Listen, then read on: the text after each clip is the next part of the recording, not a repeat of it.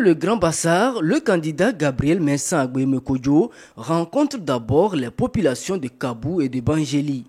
Il croit fermement en une société inclusive et l'accueil qui lui est réservé témoigne des attentes des populations, de la confiance placée en ce candidat et son programme politique.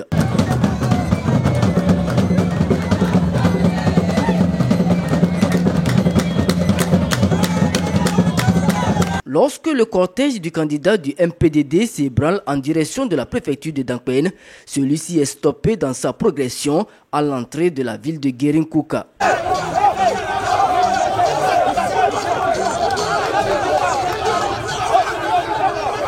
S'ensuivent plusieurs minutes de confusion.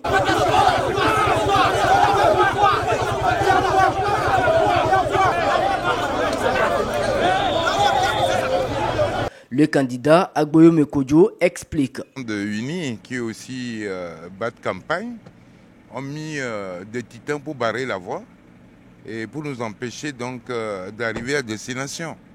Je ne pense pas que c'est dans cet esprit que la démocratie doit se construire. Chacun doit respecter le code électoral. Le code électoral exige la transparence du territoire. Et donc ce n'est pas normal ce qui se fait là. Nous sommes engagés dans une bataille électorale. Or, le code dit que nous devons être traités de manière équitable. Mais nous avons dit que nous croyons à la démocratie. On va y aller. Et que le meilleur n'a qu'à gagner. Et face à cette situation, comment comptez-vous réagir? De toute façon, nous allons saisir les instances, à la fois nationales et sous-régionales, pour montrer comment, en tout cas, unir se comporte sur le terrain. Puis, grâce à l'intervention des forces de sécurité élection présidentielle, la délégation de la dynamique Monseigneur Kodjo poursuit sa lente progression pour une caravane dans la ville. Il faut changer, il faut changer.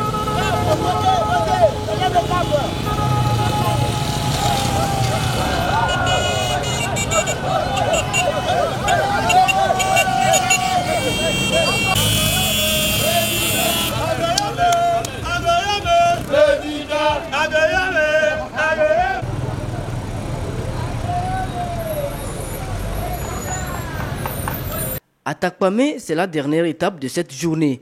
Un message de paix, de réconciliation est délivré par le candidat. Je n'ai aucun doute que la tendance que réclament les Togolais, ils l'auront du moins le 22 février. Le premier chantier, c'est la réconciliation nationale. C'est elle qui amènera la confiance entre les Togolais, la confiance entre le Togo, le gouvernement togolais et les partenaires. Et donc tout ce que je ferai donc le premier jour, c'est de chercher donc la voie de la réconciliation. J'avais dit que ceux qui sont en exil, notamment François Bokor, Tikia Tchadam, Ama Olivier et bien d'autres, je favoriserai du moins leur retour donc, au Togo. Et pour ce qui concerne donc, les prisonniers politiques, je ferai tout et tout donc, pour les libérer. Et puis parmi les prisonniers, il y a un prisonnier Ulysse.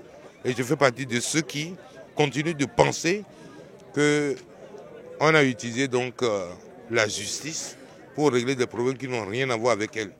Et donc, j'irai sortir quoi tchang singé. Il y a que blonamia et djomi subaounu. Ye minyabe et nous que blanc et la wenami kwe ye mi doit la dakwane si beleke be blondoa nya de nya gba deke nya be viwa et le bevebe mi dola dit te pena nya be vio ku mi anto ocha. Je vous assure que le 22, nous allons voter massivement. Nous allons voter 100% Agboyeme. Nous allons voter 100% Agboyeme pour la victoire.